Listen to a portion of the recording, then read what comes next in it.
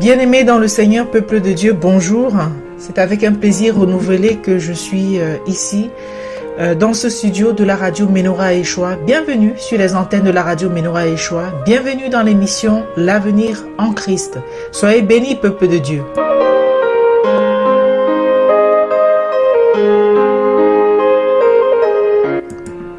Le thème que nous allons aborder aujourd'hui, c'est les familles, les chrétiens rétrogrades.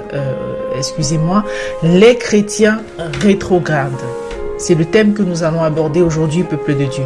Nous rappelons que l'émission est diffusée donc du lundi au vendredi de 16h à 16h30 pour la partie francophone et de 16h30 à 17h pour nos auditeurs qui s'expriment en langue anglaise.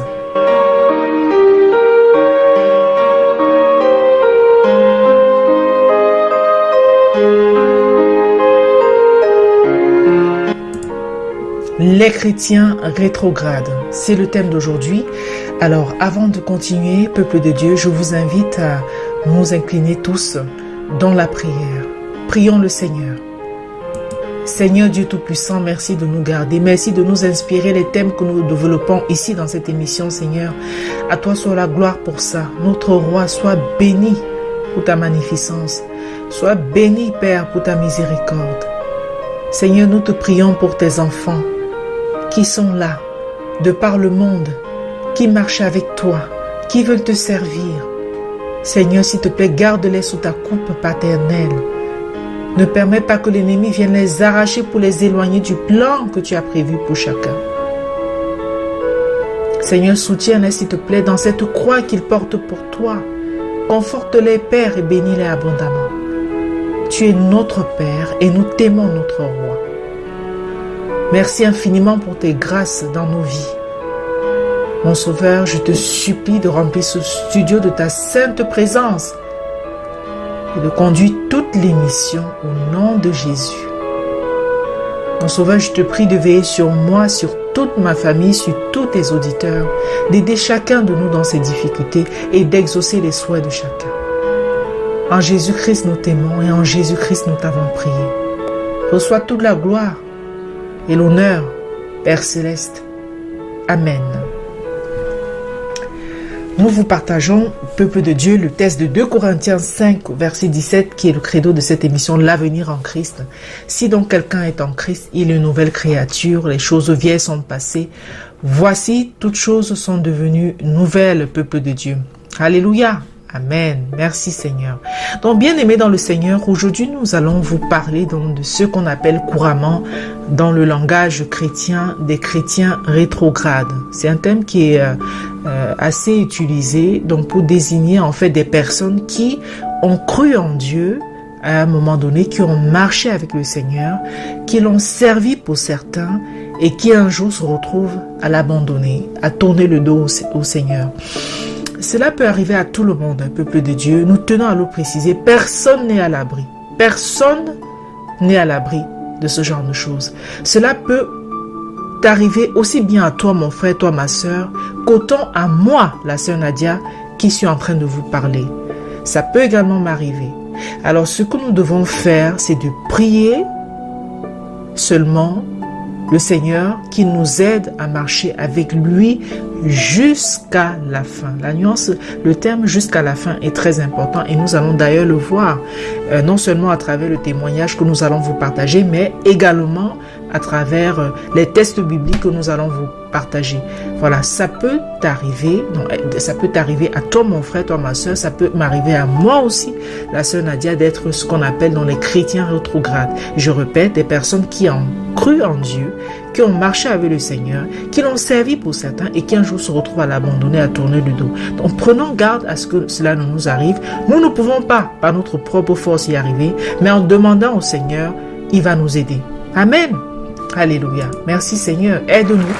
Aide-nous Seigneur vraiment justement à ne pas être des chrétiens rétrogrades. Nous partageons dans le témoignage d'une sœur tiré donc du site ecclesia.pro. Nous lisons directement le témoignage de cette sœur. Voici ce qu'elle nous dit. Voici ce qu'elle dit, la sœur. J'avais abandonné le Seigneur. Volontairement, je m'étais éloignée de lui. Je riais de sa parole, j'exécrais tout ce qui pouvait se rapprocher de Dieu. J'ai 25 ans, je me suis converti à l'âge de 16 ans. Mon cœur était alors sincère, j'avais réellement rencontré Dieu. J'avais décidé de faire de lui le maître de ma vie. Je passais des heures entières dans la prière, je m'étais détourné de toutes mes amies dont les mœurs pouvaient avoir une mauvaise influence sur ma vie. C'était beau, j'étais heureuse dans cette vie. Tout allait bien jusqu'au jour où je suis tombée amoureuse d'un frère dans l'église.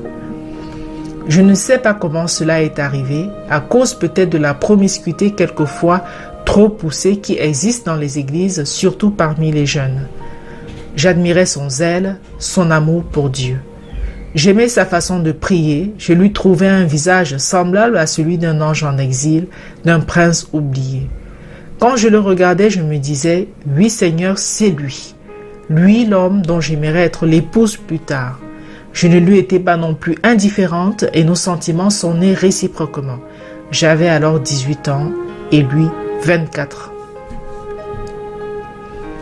Nous nous sommes dès lors lancés dans une relation dite d'observation afin d'envisager plus tard des fiançailles officielles et le mariage. Mais nous vivions cette relation en cachette pour n'attirer l'attention de personne. Et comme tout ce qui se fait dans l'ombre produit presque toujours de sombres résultats, nous avons commencé à avoir des relations intimes. Il est vrai que nous en souffrions énormément. Après l'acte, on se sentait sale et coupable, on pleurait, on se confessait, on demandait au Seigneur Jésus d'intercéder pour nous auprès de l'Éternel. Mais tout cela devenait trop compliqué, nous avions eu tort de nous lancer dans une pareille aventure. Nous étions à peine convertis que déjà nous nous détournions de notre but principal, à savoir le royaume de Dieu, pour nous tourmenter sur un sujet comme le mariage qui ne devrait être réservé dans l'Église qu'aux âmes mûres spirituellement. Mon dynamisme spirituel en a pris un coup. Chaque jour dans mes prières, au lieu d'implorer le ciel pour les choses pouvant contribuer à mon avancement spirituel, je ne priais plus que pour le mariage. Seigneur, fasse qu'on se marie, bénis le frère, donne-lui du travail. Telles étaient mes prières.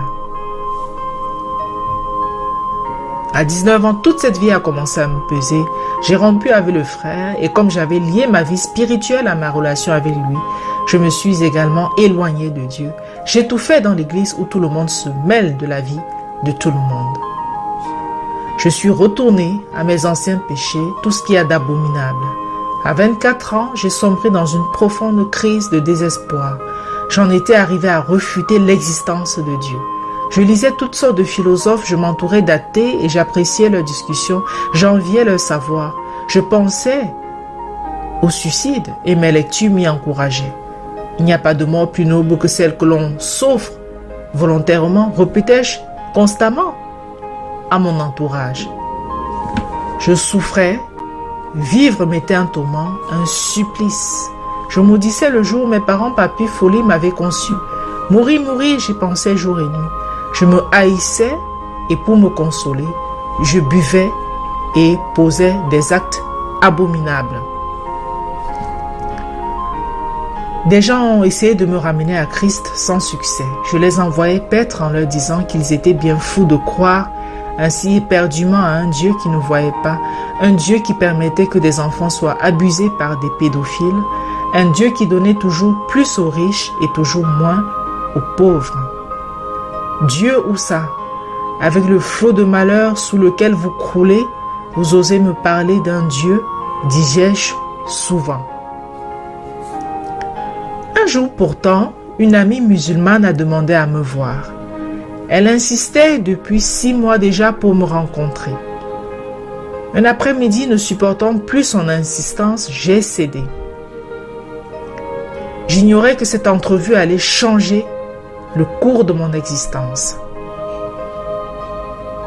Nous nous sommes vus dans un restaurant. Elle m'avoua alors qu'elle avait donné sa vie à Jésus depuis quelques mois, que l'islam et elle, c'était de l'histoire ancienne et qu'elle venait me voir parce que Dieu le lui demandait. Ses propos m'ont troublé, sa conversion m'a plus que jamais bouleversé. En rentrant chez moi, je me suis agenouillée, j'ai pleuré des torrents de larmes, je me suis confessé. Le lendemain, j'ai rompu avec le garçon que je fréquentais et j'ai fait le choix de revenir à Jésus. Cela fait 2 mois que ça dure. Mes yeux sont désormais braqués sur le royaume de Dieu. Je ne referai pas les mêmes erreurs que lors de ma conversion. Les fiançailles, le mariage, toutes ces choses ne viendront qu'après que je sois mûr spirituellement. Je ne suis plus pressé. Il y a des choses bien plus importantes pour Dieu que le mariage. Je ne veux plus me distraire dans ce genre de préoccupations. Je ne bois plus. Je ne me masturbe plus. Je prie pour que Dieu me maintienne dans cet état. Tel le fils prodigue, je suis heureuse d'être revenue à mon Père, lui qui ne met point dehors celui qui vient à lui. Voilà, bien-aimés dans le Seigneur, le témoignage de cette sœur que nous venons d'écouter. Et vraiment, nous bénissons déjà vraiment le Seigneur pour la vie de cette sœur. Et nous prions vraiment que le Seigneur puisse davantage affermir sa foi. Que cette sœur soit bénie. Examinons, bien-aimés dans le Seigneur, des passages bibliques pour nous enseigner sur cette question. Nous avons choisi la parabole des vierges sages aujourd'hui pour illustrer cette thématique que nous abordons qui concerne donc les chrétiens rétrogrades. Nous avons vu en début d'émission ce qu'on entendait par chrétien rétrograde, qui est en fait un terme d'ailleurs assez utilisé dans certains milieux chrétiens. Nous lisons donc dans Matthieu 25 des versets 1 à 12. Alors le royaume des cieux sera semblable à 10 vierges qui, ayant pris leur lampe, allèrent au devant de l'époux. Or, 5 d'entre elles étaient sages et 5 folles. Les folles, en prenant leur lampe, n'avaient point pris d'huile avec elles. Mais les sages avaient pris de l'huile dans leur vaisseau avec leur lampe. Et comme l'époux tardait à venir, elles s'assoupirent toutes et s'endormirent. Et sur le minuit, un cri se leva. Voici l'époux qui vient. Sortez au devant de lui. Alors toutes les vierges se levèrent et préparèrent leurs lampes. Et les folles dirent aux sages, « Donnez-nous de votre huile, car nos lampes s'éteignent. » Mais les sages répondirent, « Nous craignons qu'il n'y en ait pas assez pour nous et pour vous. Allez plutôt vers ceux qui en vendent et en achetez pour vous. » Mais pendant qu'elles allaient en acheter, l'époux vint, et celles qui étaient prêtes entrèrent avec lui aux noces, et la porte fut fermée. Après cela, les autres vierges vinrent aussi et dirent, « Seigneur, Seigneur, ouvre-nous. » Mais il leur répondit, « Je vous dis en vérité que je ne vous connais point. Veillez donc, car vous ne savez ni le jour, ni l'heure où le Fils de l'homme viendra. » Alléluia. Nous répétons, bien-aimés, « Veillez donc, car vous ne savez ni le jour, ni l'heure où le Fils de l'homme viendra. » Amen, amen. Merci Seigneur. Donc ça, c'était le passage que nous avons choisi aujourd'hui pour illustrer ce thème donc, de chrétiens rétrogrades, de peuple de Dieu. Nous venons donc de lire dans la version Osterwald. Nous allons marquer une courte pause, le temps pour nous d'écouter une louange au Seigneur. Nous revenons dans quelques instants où nous allons vous partager d'autres instructions et également développer autour de ce thème donc des chrétiens rétrogrades. Restez à l'écoute, nous revenons dans quelques instants, le temps pour nous d'écouter ensemble une louange à notre Seigneur. Et mes péchés oubliés, Jésus, je viens à toi, tel que je suis, je viens à toi. Jésus, je viens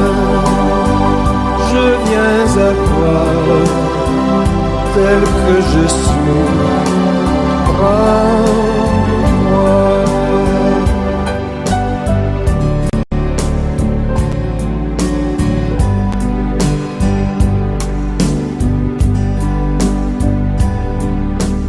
Longtemps j'ai loin de sa face provoqué son sein courroux,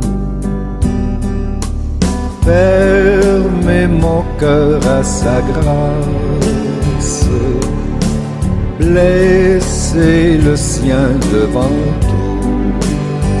Jésus, je viens à toi, tel que je suis. Jésus, je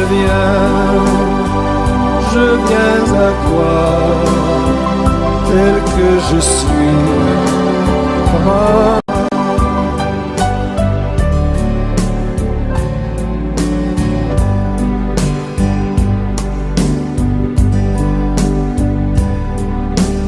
Oh Jésus, à toi je veux être libéré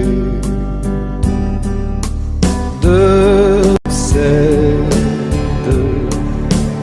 être à jamais délivré. Jésus, je viens à toi, tel que je suis. Je viens à toi, Jésus, je viens à toi, tel que je suis.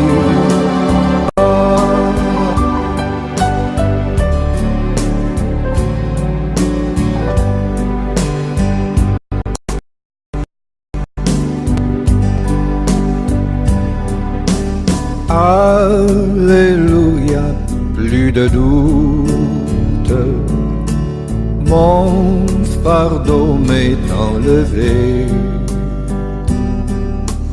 Pour le ciel je suis en route, heureux pour l'éternité.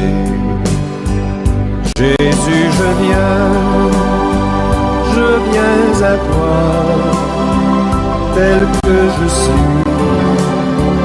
Je viens à toi, Jésus, je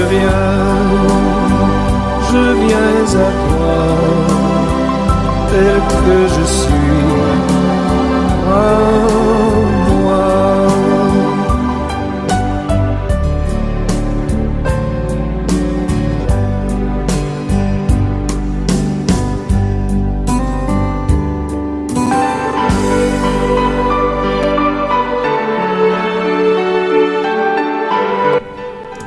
Amen, amen. Soyez bénis, peuple de Dieu.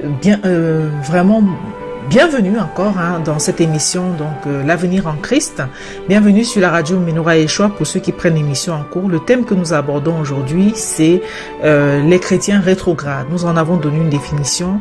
Nous avons partagé un témoignage et nous étions donc au stade où nous étions en train de lire dans des versets bibliques. Pour ceux qui n'ont pas eu le loisir d'écouter en début d'émission, vous avez toujours la possibilité d'écouter dès ce soir, donc dès ce mercredi 27 mars 2019, puisque nous sommes aujourd'hui le 27 mars 2019, d'écouter à partir de 21h45 sur la radio Menorah Yeshua la rediffusion de l'émission. Donc nous poursuivons, peuple de Dieu, avec Matthieu 24 au verset 13. Nous allons le retrouver, le texte. Mais celui qui aura persévéré jusqu'à la fin sera sauvé. Alléluia. Alléluia. Amen, amen. Celui qui aura persévéré jusqu'à la fin sera sauvé. C'est ça le but. C'est ça véritablement, bien-aimé dans le Seigneur. C'est ça. En fait, ça, c'est l'une des recommandations, vraiment, l'une des meilleures recommandations de la Bible. La Bible est pleine de richesses, mais ça, c'est véritablement l'une, vraiment, des réclamations les plus formidables que Jésus-Christ ait pu donner à son peuple. Le plus important peuple de Dieu est de persévérer jusqu'à la fin. Jusqu'à la fin, alléluia. C'est de ça qu'il est question. Parce que vous pouvez faire 50 ans avec le Seigneur et le régner à la fin. Mais est-ce que cela aura alors été utile si à la fin vous renoncez à lui, vous le reniez, vous le combattez même? La parole de Dieu nous invite à la persévérance dans la prière, dans notre foi.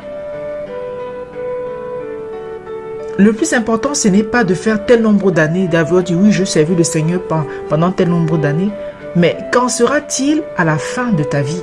C'est ça le plus important. C'est ça la question. Si à la fin on l'abandonne, qu'on ait fait 50 ans, 70 ans avec lui,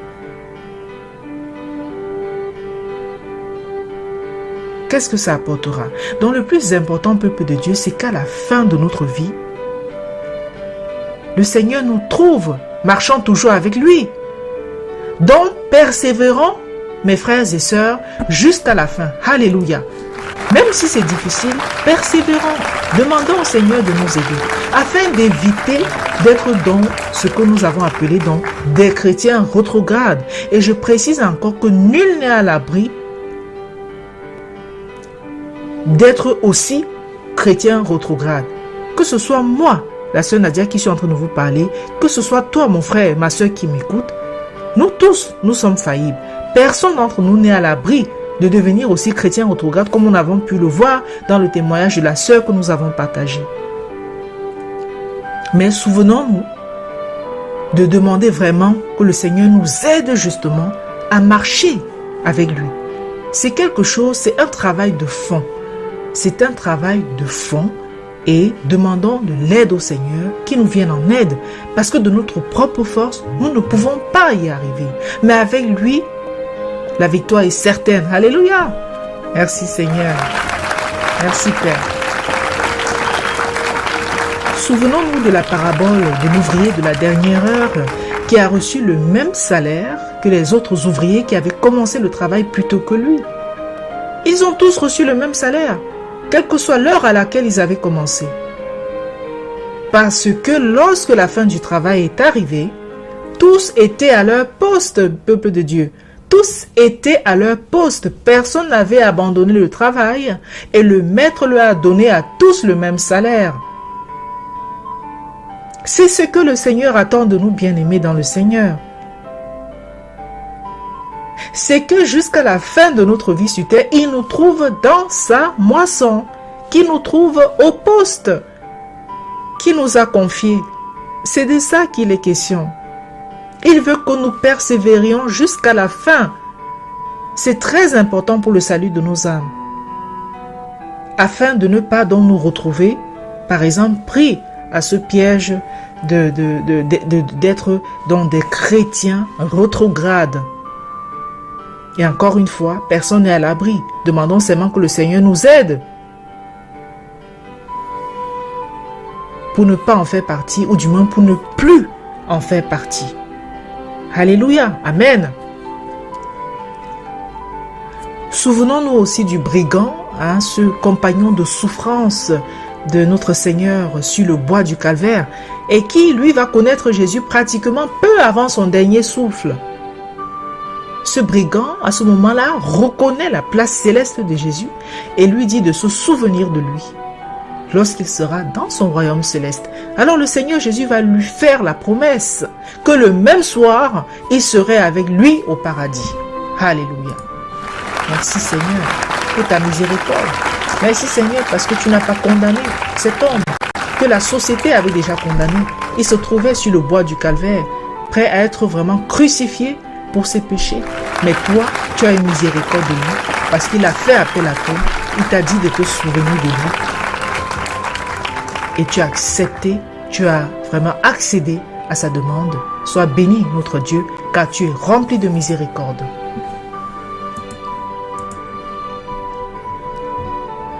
C'est de ça qu'il s'agit, bien-aimé. Comme on ne sait pas le jour ou l'heure que le Seigneur nous rappellera à lui, il vaut mieux adopter l'attitude des vierges sages que nous avons lu dans le passage de Matthieu 25, à savoir garder de l'huile dans nos lampes afin que lorsque le Seigneur viendra ou lorsqu'il reviendra, s'il nous trouve sur terre lorsqu'il reviendra, ou lorsque nous partirions à lui, qu'il nous trouve donc dignes d'être auprès de lui.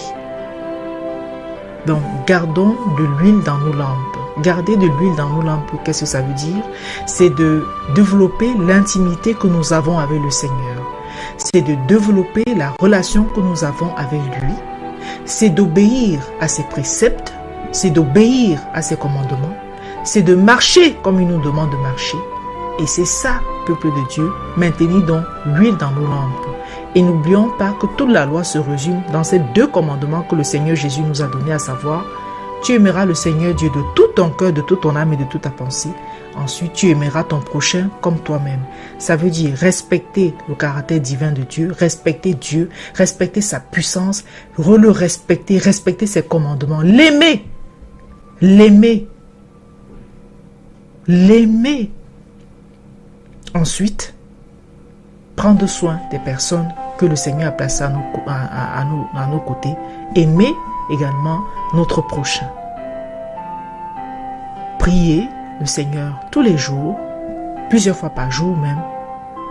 Le prier, lui demander pardon, développer notre intimité avec le Seigneur, donc garder cette huile dans nos lampes, peuple de Dieu, afin que lorsque le Seigneur viendra, ou lorsque nous partirons à lui, qu'il nous trouve dignes d'être auprès de lui.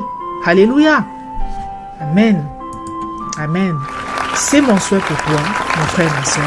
C'est mon souhait pour moi aussi également, parce que j'ai envie, moi aussi, de faire partie donc des personnes élues. Alléluia. Que le Seigneur nous aide, peuple de Dieu, qui nous aide à y arriver par sa grâce. Oui, aide-nous, Seigneur. Nous avons besoin de toi. Aide-nous à faire partir des élus que tu trouveras vraiment dignes de pouvoir rester auprès de toi dans ton paradis.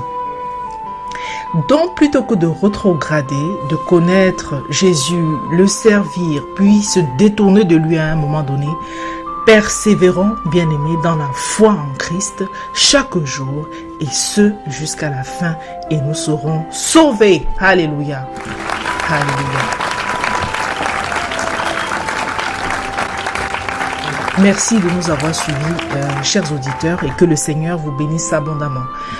Demain, vous allez retrouver les matinales de Rachel, donc à partir de 10h sur cette même chaîne, la radio Menorah Yeshua, et vous écouterez également dans l'après-midi sur cette chaîne radio Menorah Yeshua à partir de 14h45, Peniel à la rencontre de Dieu, sachant que la version anglophone, c'est un peu plus tôt sur la chaîne Christ Now Awakening Radio.